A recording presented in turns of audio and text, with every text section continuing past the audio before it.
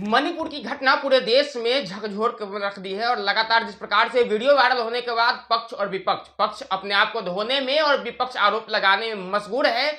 उसी बीच लगातार सबसे बड़ी सवाल जो निकल करके आ रही है कि आखिर दोनों महिलाओं के लिए न्याय की आवाज कौन उठाएगा, क्योंकि सत्ता पक्ष अपने आप पर पाउडर लगाने में व्यस्त है, उसी प्रकार से दूसरी तरफ विपक्ष सिर्फ आरोप लगाने में और जिंदाबाद मुर्दाबाद करने से उन्हें फुर्सत नहीं मिल रही है ताकि वो दोनों महिलाओं के बारे में सोचा जाए और किस प्रकार से उनकी न्याय की लड़ाई लड़ी जाएगी, इस पे आवाज उठाने वाले कोई नहीं है। फिलहाल तमाम बातों पर चर्चा करने के लिए सोशलिस्ट इंकलाब पार्टी की युवा परिषद के राष्ट्रीय अध्यक्ष रंजीत जी हमारे साथ है, पेशे से कलाकार भी है, एक बिजनेसमैन भी है। सर बहुत बहुत स्वागत हमारे चैनल पे।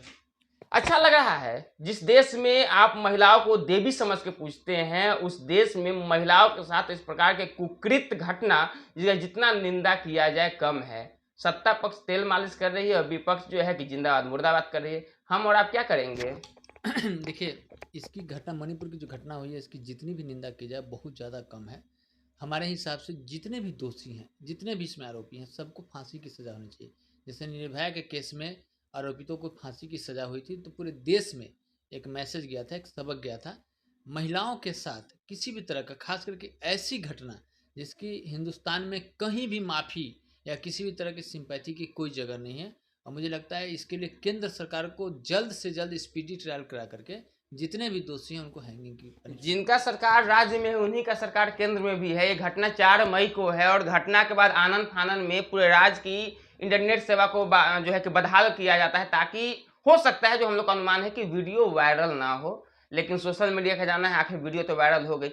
क्या मंशा लग रही है? ऐसा हो सकता है कि इतनी बड़ी घटना हो जाए, यदि किसी के पड़ोस में आपसी झगड़ा होते हैं तो 2 दिन में पूरे मोहल्ले को पता चल जाता है कि राज्य में इतना बड़ा घटना होना और शासन प्रशासन को पता नहीं होगा, 2 महीने बाद एफआईआर दर्ज होती है। आपको नहीं लग रहा है कि मामले में लीपापोती करने की शुरुआत कर दी गई है, कवायद तेज हो गई है? नहीं, इस मामले में शुरुआती दौर से भी आप अगर देखेंगे ना तो पुलिस की भूमिका बहुत संदेहास्पद है जी। जो स्थानीय वहाँ की प्रशासन है या वहाँ की राज्य सरकार है उसकी भूमिका बहुत ही ज़्यादा संदेह उत्पन्न करने वाली है। 4 मई को घटना घटती है, वो भी पूरे हिंदुस्तान में लगभग लोगों को पता चलता है, लेकिन मीडिया में, फेसबुक पे या सोशल मीडिया के द्वारा लोगों को अब पता चलता है।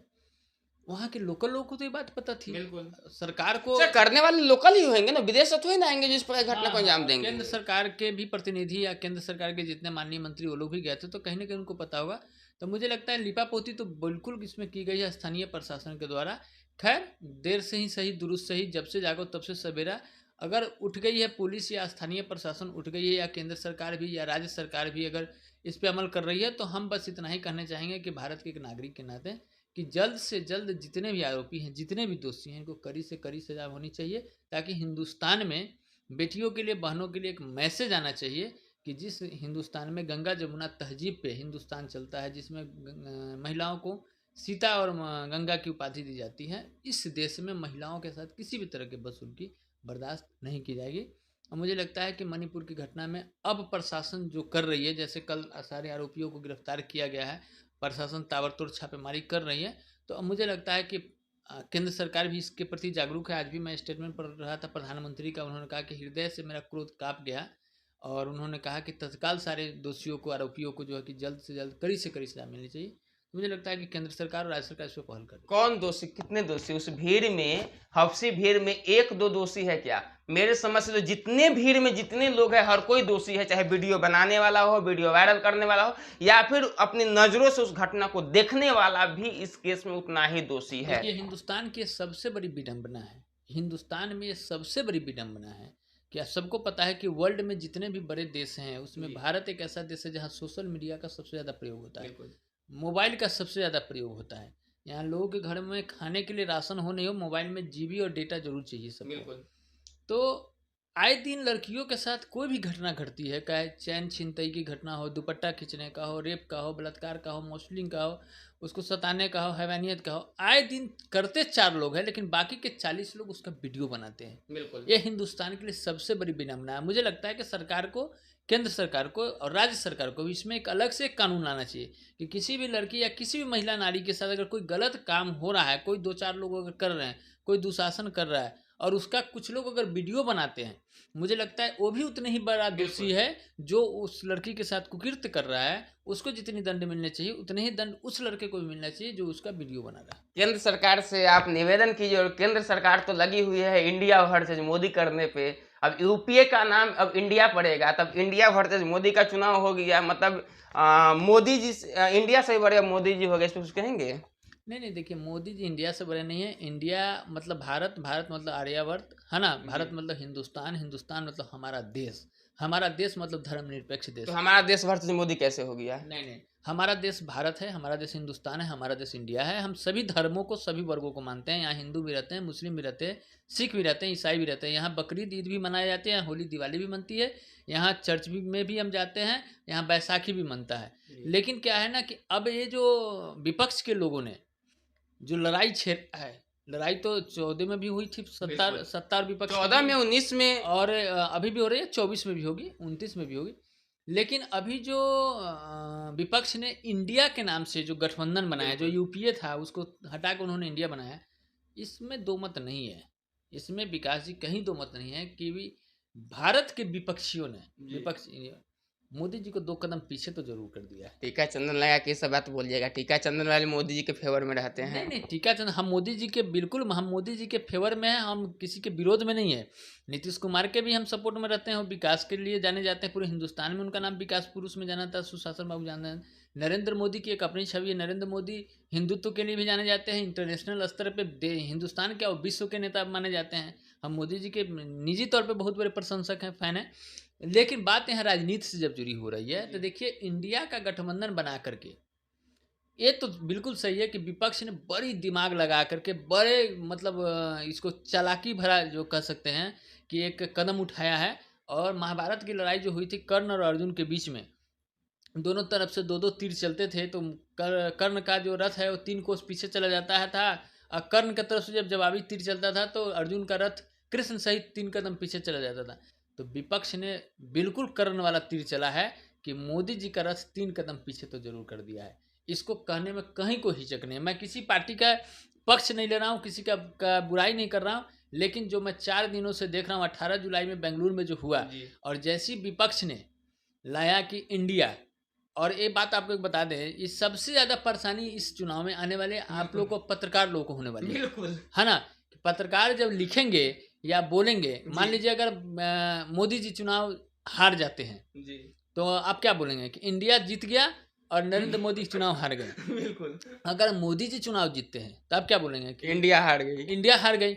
और हिंदुस्तान में सब दिन से चला है, हिंदुस्तान में क्रिकेट का बहुत बड़ा जबरदस्त क्रेज रहता है, और लोग मानते हैं इंडिया कभी हारता नहीं है। इंडिया चाहे कारगिल का युद्ध हो, इंडिया किसी भी तरह का हो, पुलवामा हो, ये सारा बहुत तगड़ा दे रहे हैं। लेकिन मेरी बात समझिए, इंडिया ने कभी भी बैकफुट में नहीं, वो चाहे चीन को जवाब देना हो, चाहे आपको पाकिस्तान को जवाब देना हो, चाहे घर में घुस के मारना, उरी अटैक करना हो, कुछ भी करना हो, हिंदुस्तान या इंडिया या भारत, क्रिकेट में हो, ऑस्ट्रेलिया हो, न्यूजीलैंड हो, इंग्लैंड हो, किसी के भी, सीधे कहिए ना कि मोदी जी को हराने के लिए इंडिया किया गया है। मैं ये नहीं कर रहा हूँ कि मोदी जी, लेकिन मैं ये जरूर कह रहा हूँ कि इंडिया कभी भी हारा नहीं है। लेकिन ये जो चुनाव होने जा रहा है, ये पूरी तरह से राजनीति का चुनाव नहीं हो गया है 24 का, ये प्रधानमंत्री का चुनाव नहीं हो गया, ये वर्ल्ड कप हो गया है।